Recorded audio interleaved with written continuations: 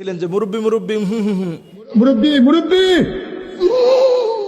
এবং দেখবেন এখন উনি নতুন করে আরেকটা জায়গায় বলেছে যে এখন আর মুরব্বি বলা যাবে না, সোনামণিরা তোমরা যেও না। এখন এইটাও আবার ভাইরাল হওয়ার একটা পর্যায়ে চলে গেছে। না মুরব্বি কম যেত না, এক মুরব্বি কইয়া আমার আমি আর রাস্তা দিয়ে হাঁটতাম পারি না।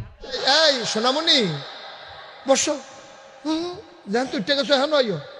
তো মুরব্বি এটা দিয়ে কিন্তু আমরা অন্তত দেখেছি যে বিপ্লবের সময় এটা জালেমদের বিরুদ্ধে একটা প্রতিবাদী শব্দ হয়ে উঠেছে।